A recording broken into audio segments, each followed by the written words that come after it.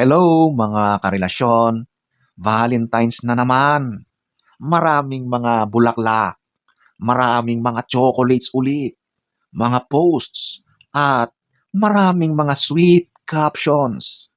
Pero ang tanong, paano mo malalaman kung totoo ngang mahal ka niya? Kasi madaling maging sweet kapag may special occasion.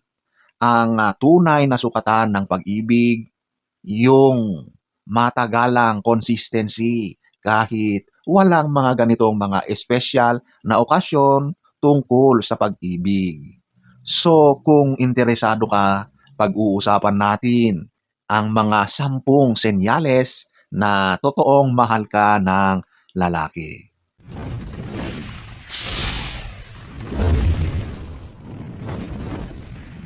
Number one, eto yung consistent siya. Hindi lang ngayong love month o Valentine's Day.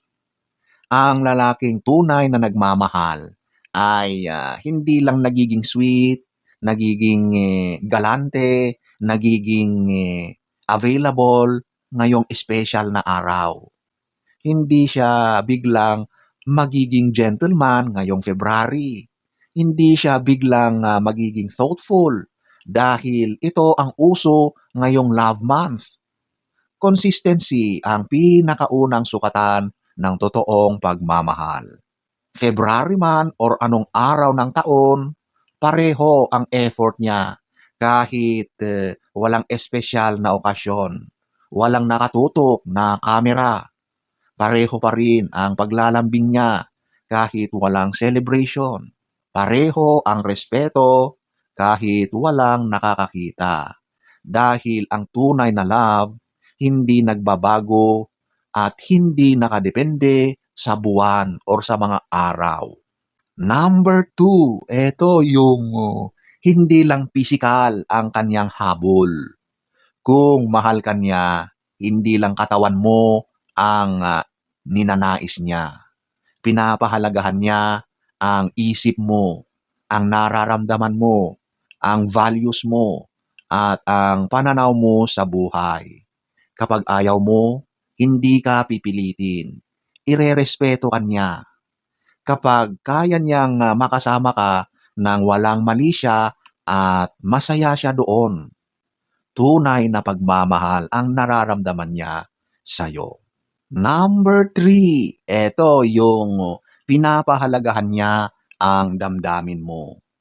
Hindi kanya minamaliit kapag nasasaktan ka. Hindi ka pinagsasabihan ng OA kapag may pinagdadaanan ka. Ang lalaking tunay na nagmamahal, marunong makinig at umintindi. Hindi lang para sumagot, kundi para umintindi. Pinapahalagahan niya ang iyong emosyon dahil mahalaga ka at mahal na mahal ka niya. Number four, nirerespeto ka niya sa lahat ng aspeto. Ang pag-ibig na walang respeto ay pagsasamantala. Kung mahal ka niya, hindi ka niya pipilitin sa isang bagay na hindi ka komportable, na ayaw mo. Hindi niya babaguhin or babaliin ang boundaries mo. Hindi niya sasagarin ang pasensya mo. Ang respeto ay hindi optional sa taong nagmamahal ng totoo. Ito ay ibinibigay at ipinaparamdam ng kusa sa taong minamahal. Number five, hindi kanya ginagawang option lang. Kapag mahal ka ng lalaki, hindi ka isang backup plan. Hindi ka second choice. Datapwat, isa kang priority. Hindi mo kailangang makipag-agawan, makipagkompetensya para lang mapansin ka niya. Dahil ang totoong love, may siguradong space o lugar ka sa kanyang puso. Ikaw lang, wala nang iba. Number six, may clarity or klaro ang mga intentions niya. Hindi kanya ginagawang manghuhula. Hindi kanya pinapaisip kung ano na talaga kayo. Hindi kanya pinapaasa or pinapaghintay sa wala. Kapag mahal ka ng lalaki, malinaw ang lahat. Hindi kanya ilalagay sa sitwasyon na ikaw pa ang magde-define kung ano ang meron kayong dalawa. Ang totoong pag-ibig, merong direksyon, may paninindigan, may lakas ng loob. Number 7, kaya niya ang responsibility o responsible siya. Kapag may mga suliranin o may problema kayo, hindi siya umaalis o tumatakas. Hindi siya biglang nawawala. Ang lalaking totoong nagmamahal sa iyo, handang harapin ang mga uncomfortable na mga sitwasyon, mga pag-uusap, o kaya mga pagtutuos ninyong dalawa. Kailangan sa isang relasyon, hindi tumatakas sa maganyan, kundi hinaharap. Handa siyang mag-adjust. Handa siyang umamin kapag may pagkakamali. Handa siyang magbago kapag kinakailangan. Number 8, may long-term vision siya.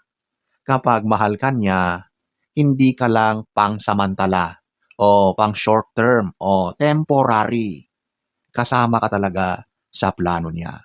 Kasama sa mga pangarap niya. Kasama ka sa mga desisyon niya. Hindi ka niya tinatrato bilang para lang sa ngayon.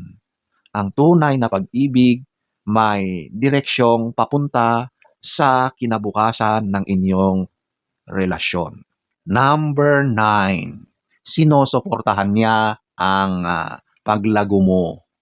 Hindi siya natatakot sa mga potensyal mo, sa mga kakayahan mo. Hindi siya naiinggit sa mga achievements mo. Alam niyo ba, minsan may mga lalaki na naiinggit o naduduwag kapag nakita nila na mas angat ka sa kanya.